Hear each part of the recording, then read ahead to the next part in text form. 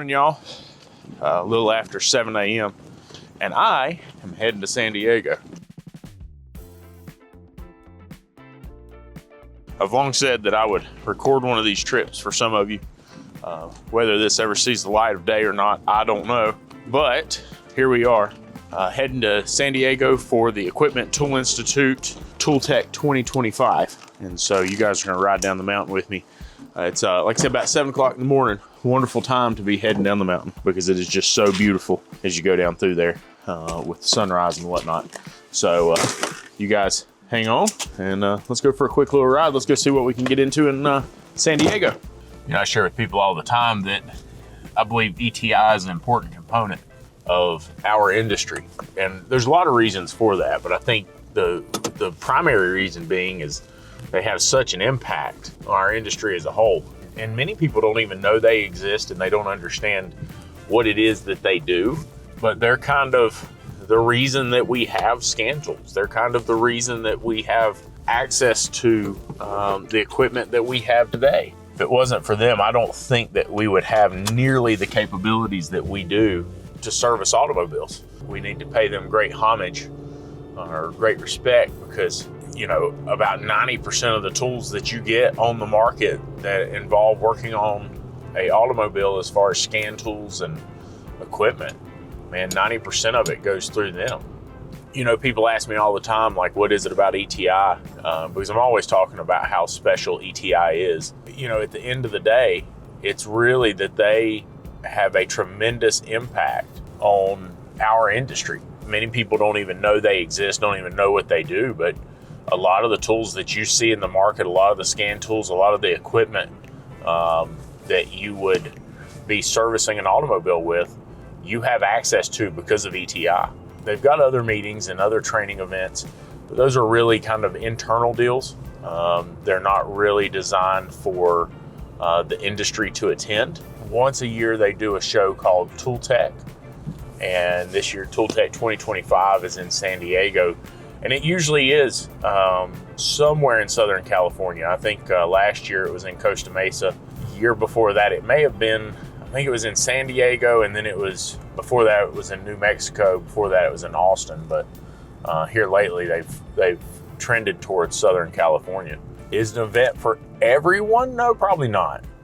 Just to be honest with you, I think that while it is a phenomenal event, I think this is really something that a shop owner who has some experience under their belt, they've got multiple locations, they've got bigger locations, or they thinking venture capital moving forward, thinking private equity moving forward, massive growth. I think this type of event is definitely along the lines of what they should be looking at, because it's giving them an insight into the future of where we're going with the automobile, where the manufacturers are headed and where the tool providers are headed. So now, I mean, anybody can attend. I think the reason that I say it's better suited for those other shop owners is it is an expensive event. There's no doubt about that. It's held in more expensive places. And again, there's nothing wrong with that. I just really do feel like it makes such a tremendous impact on our industry. But I think that impact is best suited for some of these shops who can utilize that information. I wouldn't want to recommend a show to somebody who, you know, that information or that opportunity would be lost on them. I don't think it'd be lost on anybody. I think it's valuable to anybody. But the person who's going to take that information back and make money with it is the bigger shop owner, is the shop with multiple locations. I'll flip you guys around, let you see a little bit of the sunrise this morning.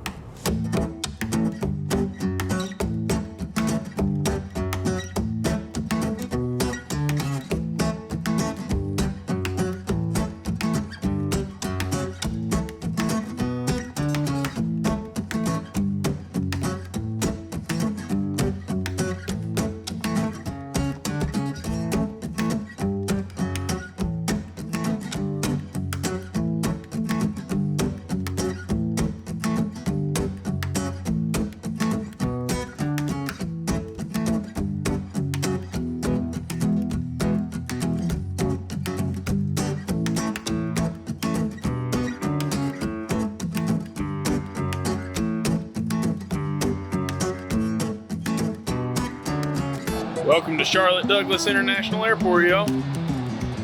This has absolutely one of the best views of any airport parking out there.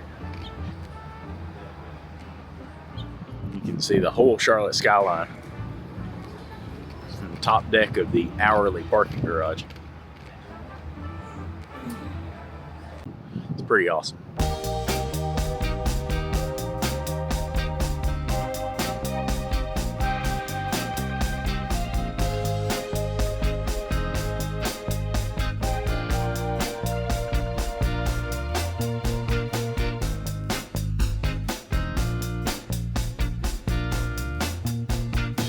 What's up, y'all? Hope you guys are doing fantastic. I just landed in San Diego. Baggage was a little hectic, so I didn't catch any video of that. I am at the rental car facility, and I am heading over to my hotel. Obviously, got to stop and get some caffeine first. Good flight. Excited to see what this event holds. Get to learn about the new technology that's coming our way. And so enjoy the ride. Glad to have y'all along with me.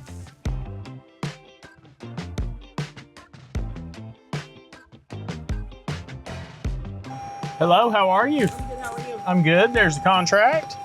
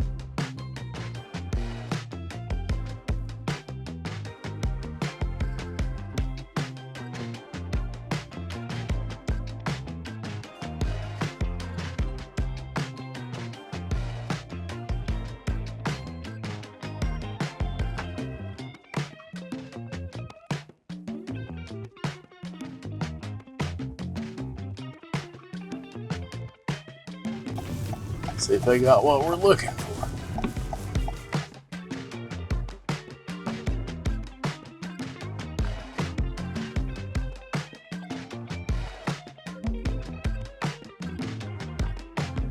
All right, we got our energy drinks. All right, y'all, checked in, the whole 9 yards.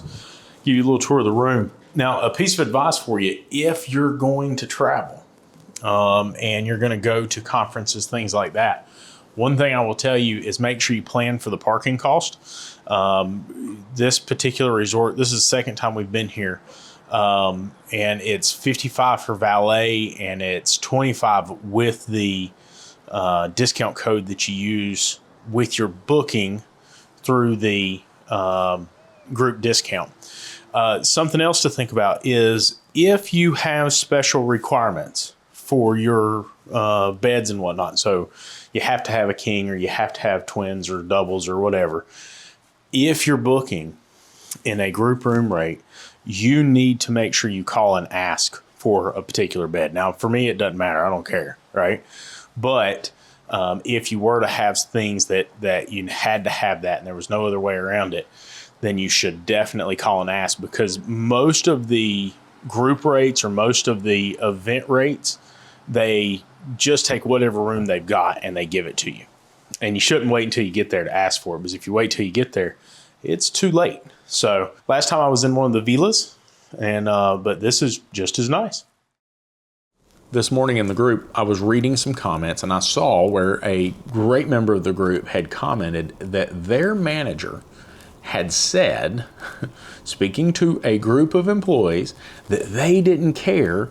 All they needed was that employee or those employees that they're looking to hire to be able to tie their shoes. Now, I'm sure it was a tongue-in-cheek moment, and I get it. I really do. I've slipped up and said things that I probably shouldn't have said before. I say them on video all the time. However, when we dig into the sentiment of that comment, it's something that I believe is damaging the American economy, and it's damaging the American workforce. You see, we told our kids to go to school and get a 4-year degree. We told our kids to work hard in school and learn a trade, learn a profession. So when you went out into the workforce, you could command any wage that you wanted. And to hear a manager say something that's a bit demoralizing like that, it kind of says, you don't have to work hard, and you don't have to go to school, and you don't have to learn a craft.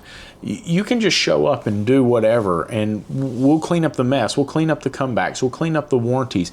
We'll just fix it and go on about our way. I just need you to fog a mirror. Great business coach friend of mine said that to me one time. He said, are you hiring Mr. Right, or are you hiring Mr. Right now? Well, much of our industry, and I'm speaking about the automotive industry specifically, is hiring Mr. Right now because they don't feel like they can find anybody else. And you see, it's become a component of money. It's become a component of revenue. We don't really care about your skill level. Can you produce revenue for the business? And you see, I believe that's short-sighted. I believe that we're teaching the rest of the youngsters coming up today that you don't have to work hard to get a good job. You don't have to have skill to get a good job. You can just show up and fake it until you make it. There's something wrong with that, because it's wrong for the American consumer. It's wrong for the workers who have worked so hard to accomplish what it is that they need to be able to work on an automobile, program a computer, do whatever it is in whatever trade, whatever area or profession that they tend to work in or they choose to work in. You see, I think it's demoralizing, and I think that managers have got it wrong when they take this approach. I wish we would change it. I wish we would look at, hey, you know what? There's not enough people to fill all the bays. There's not enough people to accomplish the work that needs to be done. And so it means that those that are in the space command substantially more. It means that I have to charge more to accomplish this. I get it. This consumerized fashion of auto repair and skilled trades, I see why it happens. I'm not disagreeing with the fact that we all deserve to be able to have a business. We all deserve to be able to make money, and we each play our own part in this economic world that we live in. However, I don't think that things get better until we change our operational methods. And I believe that one of the operational methods that has to change is the way that we treat our people. And I think that we have to change the way that we look at employing people. I think our industry would be substantially better off if we waited and hired the right people, and we went looking for the people who could truly do the job, who had the skill in the right way, and we empowered them and gave them the autonomy to make good decisions, be able to do their job and do their job well. And I think that it's a mistake to go out and hire just anybody to do these jobs, because it means to the rest of the world when they hear that, those that have worked for a 4-year degree, those that have worked hard to learn a skill or a trade, it says, we don't care. I don't know, guys. Give me your input. I'm no economist, and I'm no professor or knowledgeable person on education. I just think what we're doing right now is wrong. You guys have a good day. All right, y'all, we're going to go pick up David. He was determined to stay somewhere cheaper. And then once he determined that he found a place that he could stay cheaper and get his rental car, turns out that you have to pay for parking in this little resort that we're at. So it wouldn't have done him any good anyway. He was going to lose all of his money. So I'm going to go pick him up. I'm going to head over and see if we can get him and get back over here to the event. Now, I really love this little town. I'm not going to lie to you. I think it's fantastic. I don't exactly enjoy the traffic. I would never live here if you've never looked up the prices of houses on this little island. You don't know what cost of living is. But I'm going to tell you, the traffic in this little spot right here is absolutely insane. I just want you to look. I've been sitting here for like 10 minutes. I don't mean to complain, right? Like, it is what it is. I'm not saying that. I'm just saying that the traffic here is insane.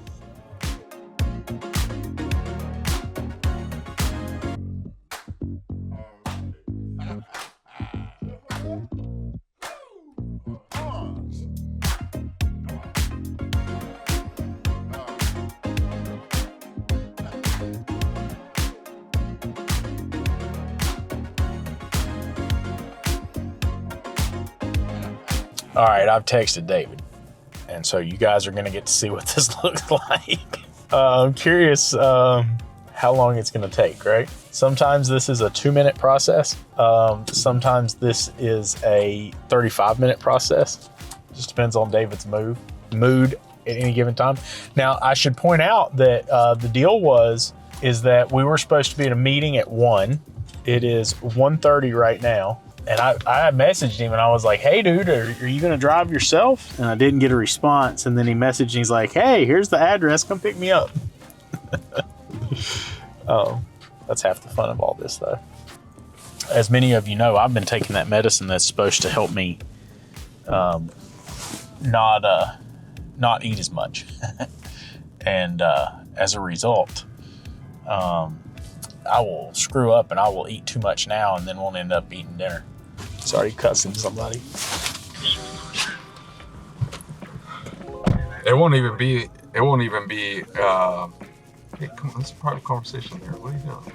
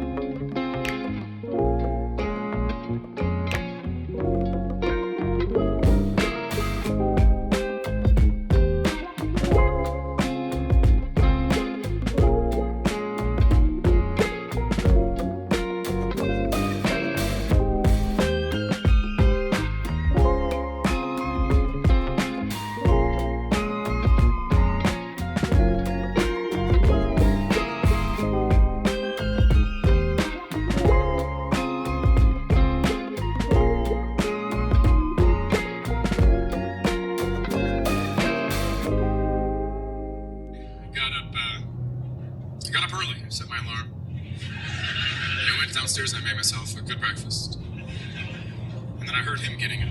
And I go, here we go.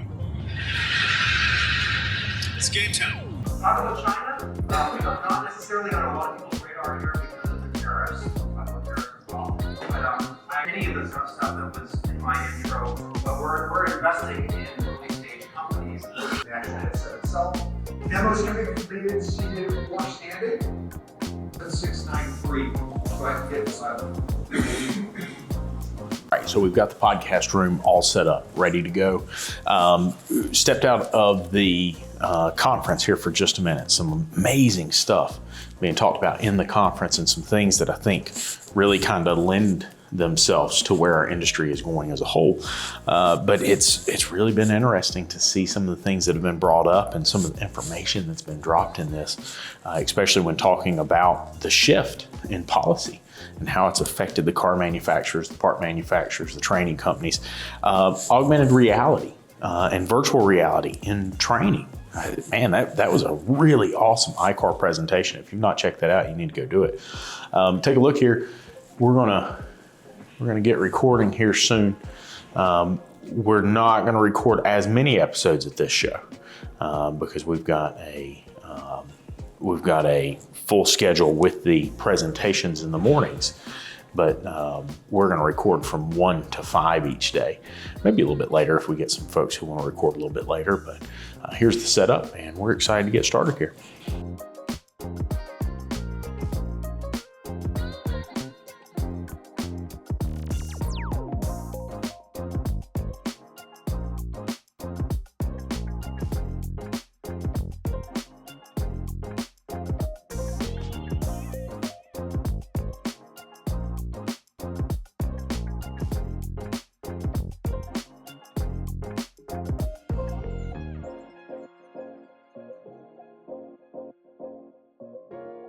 Okay, good morning, y'all. It's a little after 2:45 in the morning. I'm worn out. But I'm getting ready to load up, head out of San Diego, and head back to North Carolina. Heading over to the airport now, fill up the rental car with gas, the whole 9 yards. I hope you guys have a wonderful day. Let's go along for the ride. All right, good morning, boys and girls. It is a little after 2 a.m. this morning. I am leaving the Marriott Coronado Island here in San Diego, outside of San Diego, from ETI ToolTech 2025. And oh my goodness, what a fantastic event. We got some amazing recordings, and I think we're all extremely excited about your responses of them. Now, I will tell you this, David and I have a little bit of a rule. We won't tell you which ones we think are awesome anymore, because every time we do, those don't perform well. So really excited about the results that we got here, and some of the things that we heard about. Yes, I know, I'm not buckled In a up. quarter mile, turn left onto 19th Street. Yes, in a quarter mile. I'm gonna turn left on the 19th Street. But I'm just really excited about where we're headed with this industry and some of the things that we heard here, and excited to take you guys along on the journey. Y'all have a great day.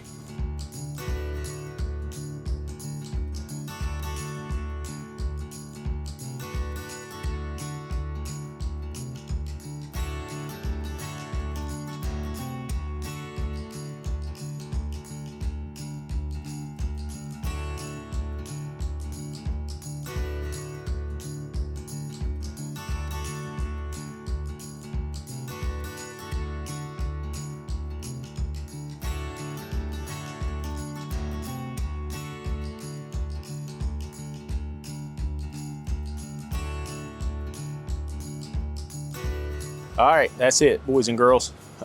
Just got back here in Charlotte. You can see the skyline of Charlotte there behind me. Just got back into town from San Diego. Told you I'd take you on a trip with me.